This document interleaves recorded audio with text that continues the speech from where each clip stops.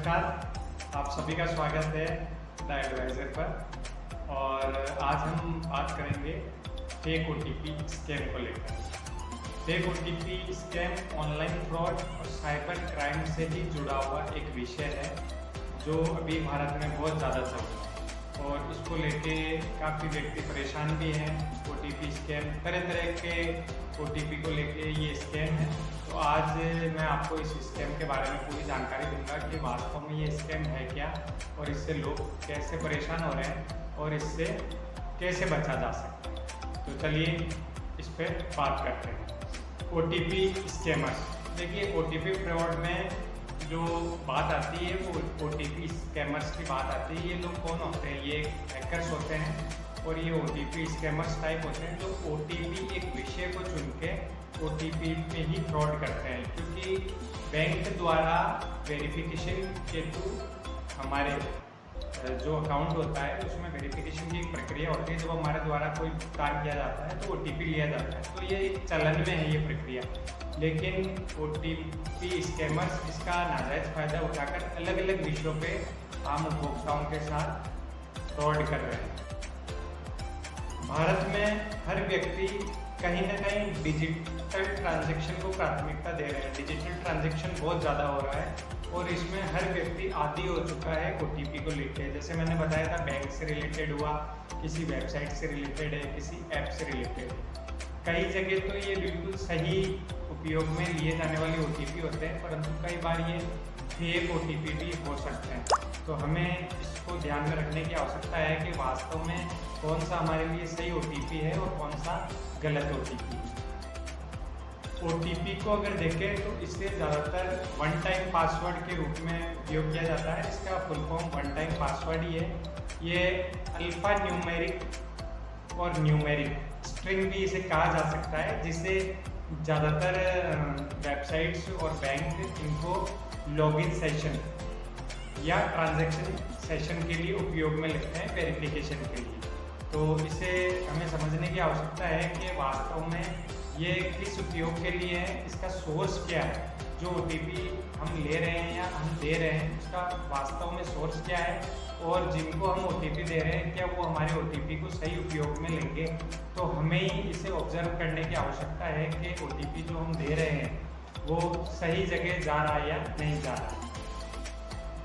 OTP में ज़्यादातर देखने में ये आ रहा है कि आजकल एक नया विषय हो रहा है जिसमें ई कॉमर्स कंपनियाँ जिससे आप खरीदारी करते हैं, ई कॉमर्स कंपनियाँ ऑनलाइन खरीदारी जो करते हैं, तो उनकी डिलीवरी की बेस्ट प्रैक्टिस मानिए आप, या डिलीवरी की सत्यता के लिए कि भाई आपके पास प्रोडक्ट पहुंच चुका है, तो उसके वेरिफिकेशन के लिए ओटीपी लिए जा रहे हैं।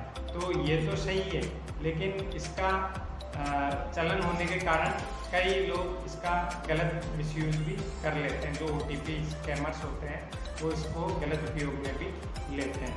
लेकिन ई कॉमर्स कंपनियों द्वारा जो ओटीपी मांगे जाते हैं वो तो सही होते हैं और वो हमारे दिमाग में भी होता है कि ओटीपी लिए जाएंगे। और एक ओटीपी अलग विषय के लिए भी, फ्रॉड विषय के लिए भी आपके पास आ सकता है। तो वो आप इसको थोड़ा सा देखें कि किस जगह हमारा ओटीपी सही जा रहा है।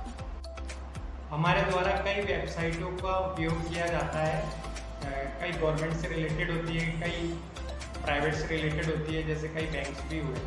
तो हर वेबसाइट की, ज़्यादातर वेबसाइट की एक लॉगिन प्रक्रिया होती है। तो उस लॉगिन में एक वेरिफिकेशन के लिए ओटीपी की डिमांड की जा सकती है।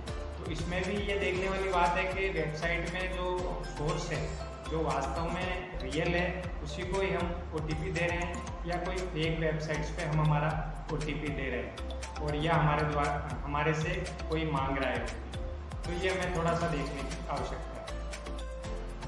प्ले स्टोर पे विभिन्न एप्लीकेशंस होती हैं जिनमें हम इंस्टॉल करते हैं, तो वो भी अपना ओटीपी मांगती है। तो आपको भी ये देखना है कि जो ऐप्स होती हैं तो उनका हमें क्या उपयोग में लेना है। अगर वो सही है, गवर्नमेंट से रिलेटेड है, या आपके जो भी आपका बिजनेस है या काम है उससे रिलेटेड है, तो आप उसे इंस्टॉल करेंगे तो वो भी ओटीपी मांग सकती है। तो वो भी एक सही प्रक्रिया है। लेकिन कुछ थर्ड पार्टी ऐप्स भी होती हैं तो वो भी ओटीपी मांगती है। तो आपको जो भी आप इंस्टॉल कर रहे हैं उसके आप पहले रिव्यूज़ चेक कर लें, क्योंकि OTP मांगा जा रहा है तो कहीं उसका मिसयूज़ नहीं हो रहा है। तो उसके आप रिव्यूज़ भी देख सकते हैं। गूगल प्ले स्टोर में कोई भी ऐप आप इंस्टॉल करते हैं तो उसके नीचे आप रिव्यूज़ देखें पूरे, कई लोगों ने वो ऐप इंस्टॉल की है तो उन्होंने क्या रिव्यू दिया।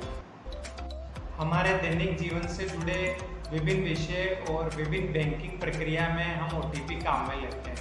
तो भारत में संपूर्ण जगह OTP ज़्यादातर काम में लिया जाता है, तो ये हमारे दिमाग में बैठ गया है कि OTP तो, लेकिन OTP स्कैमर्स जो होते हैं बहुत होशियार होते हैं और वो कोई ना कोई दूसरा विषय पकड़ के आपसे OTP मांग लेते हैं, ऑनलाइन फ्रॉड कर लेते हैं। देखिए, मैंने बताया था आपको, बैंक अपने वेरिफिकेशन के लिए कि आपके बैंक पे कोई गलत लेन देन नहीं हो उसके लिए ही OTP भेजा जाता है, और OTP स्कैमर्स इसका गलत फ़ायदा उठा के आपको गलत OTP भेजते हैं और OTP आपसे मांग लेते हैं, और ऑनलाइन जो शॉपिंग होती है उसमें आपके बैंक का पैसा कटता है।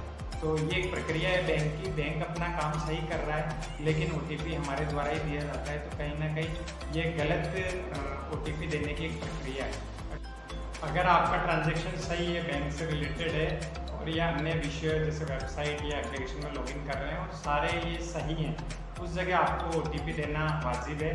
परंतु आपको कोई अन्य व्यक्ति OTP मांगता है किन्हीं कारणों से और उसके सोर्स का भी पता नहीं है, तो आप OTP नहीं दे रहे उसको, क्योंकि आपको समस्या हो सकती है। OTP के माध्यम से फ्रॉड किस प्रकार होता है उसके बारे में मैं आपको थोड़ा सा बताना चाहूँगा कि OTP जो मैंने इतना तो बताया आपको कि OTP बैंक वेबसाइट से उनके लॉगिन प्रोसेस के लिए है, लेकिन फ्रॉड होता कैसे है उसके बारे में मैं बताता हूँ आपको कि मोबाइल पर आपके झूठे प्रलोभन संबंधित मैसेज आ सकते हैं।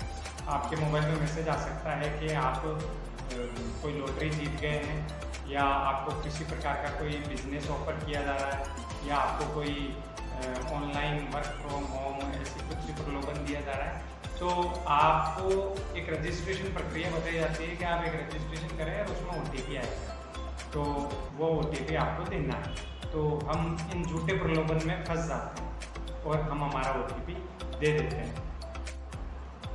फेक डिलीवरी स्कैम, देखिए ये भी एक बहुत बड़ा विषय बन रहा है कि फेक डिलीवरी, जैसे मैंने आपको सर्वप्रथम बताया था कि ऑनलाइन ई-कॉमर्स कंपनियां जो है प्रोडक्ट डिलीवरी वेरिफिकेशन के लिए वो आप OTP मांगती है, वो तो सही चीज़ है। लेकिन आजकल कुछ हैकर्स जो OTP स्कैमर्स होते हैं वो आपको इस तरीके से भी कॉल कर सकते हैं कि डायरेक्ट कॉल करेंगे, जबकि आपने कोई सामान नहीं मंगाया तो डायरेक्ट कॉल करेंगे, सर नमस्ते, और आपने ये एक कोरियर मंगाया है और या ऑनलाइन डिलीवरी का ये सामान आया है, और जब आप उनको मना करते हैं कि हमने तो कोई सामान मंगाया ही नहीं, तो वो कहते हैं ठीक है डिलीवरी कैंसिल करनी पड़ेगी, तो आपको एक OTP देना है, तो और आप उनको OTP दे देते हैं और आपके अकाउंट से पेमेंट डेबिट हो जाता है। तो ये भी एक प्रक्रिया है, तो आप इससे भी थोड़ा सा बच के रहें।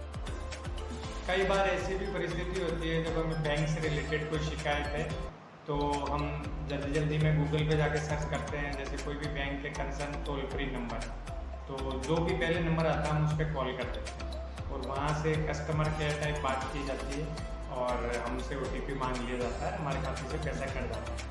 कई बार ये OTP स्कैमर बहुत होशियार होते हैं। ये गूगल एडसेंस एक प्रक्रिया होती है जिसके माध्यम से उनका जो फेक टोल फ्री नंबर होता है उनको रन करवाते हैं गूगल के ऊपर, और जब हम गूगल पे सर्च करते हैं तो वो नंबर हमें प्राप्त होता है। तो वो भी हमें थोड़ा सा देखने की आवश्यकता है कि जो टोल फ्री नंबर हम ले रहे हैं किसी भी विषय से रिलेटेड या किसी बैंक से रिलेटेड, तो हम उनकी ऑफिशियल वेबसाइट से ही लें। गूगल पे जाके सर्च करने पे तो आपको लाखों में टोल फ्री नंबर मिलेंगे, तो ये थोड़ा सा हमें देखने की आवश्यकता है। कई बार OTP स्कैमर्स URL के बहाने, URL जो लिंक होते हैं उनके बहाने आपको एक फेक मैसेज करते हैं, जैसे आपके फ़ोनपे, पेटीएम जो भी आप यूज़ करते हैं उसमें नोटिफिकेशन में एक ऐसा लिंक आता है जिसमें आपको बताते हैं कि हमारा पैसा इसमें आपके अकाउंट में ट्रांसफ़र हो गया है या मैं भेज रहा हूँ पैसा, और कुछ ऐसा वो मामला चुनते हैं तो उसमें URL भेजा जाता है। अब हम बात करेंगे फेक डिलीवरी स्कैम को लेकर। OTP स्कैमर्स कई बार आपको कॉल कर देते हैं कि आपने किसी प्रकार का प्रोडक्ट ऑनलाइन ऑर्डर किया है और आपका सामान डिलीवर होने वाला है, और जब आपके द्वारा बताया जाता है कि हमने तो कोई सामान लिया ही नहीं, तो आपको हैकर्स द्वारा कहा जाता है कि ठीक है, हम आपको OTP भेज रहे हैं कैंसिल करने की। तो वो आपको OTP देते हैं और आप उनको OTP वापस बता देते हैं, तो आपका ऑनलाइन फ्रॉड हो जाता है और आपके खाते से पैसे कट जाते हैं। तो इसको भी आप ध्यान रखें कि किसी अनजान व्यक्ति को आप किसी भी प्रकार का OTP ना दें। आपको बैंक के प्रतिनिधि बन के भी कॉल किया जा सकता है कि नमस्कार, मैं बैंक से बोल रहा हूँ, आपका पेमेंट से संबंधित कोई प्रॉब्लम हो रहा है, या आपके अकाउंट में पैन कार्ड को जोड़ना है, या फिर आपके ATM कार्ड खराब हो गया है, हम ये सर्विस आपकी वापस चालू कर रहे हैं, तो आपसे OTP मांगा जा सकता है और आप उनको OTP दे देते हैं। आप हमेशा ध्यान रखिए कि बैंक कभी भी आपको कॉल नहीं करता और बैंक वाले कभी भी आपसे OTP नहीं मांगते। हमें थोड़ा सा ये ध्यान रखने की आवश्यकता है कि किसी को OTP नहीं देना। तो ये फेक स्कैम OTP जो है, OTP फेक स्कैम जो है, वो आपको ध्यान रखने की आवश्यकता है कि किस किस प्रकार के होते हैं, और इसी प्रकार के हम वीडियो और भविष्य में लेकर आएंगे। स्कैम को लेके, ये OTP को लेके आज हमने थोड़ा सा बताया है, और भविष्य में भी ऑनलाइन फ्रॉड, साइबर क्राइम से रिलेटेड हम काफ़ी विषय लेके आएंगे। तो आपसे निवेदन है कि आप हमारे चैनल द एडवाइज़र को सब्सक्राइब कर सकते हैं। साथ ही अगर आपको ये जानकारी अच्छी लगी तो आप हमें कमेंट बॉक्स में बता सकते हैं। धन्यवाद।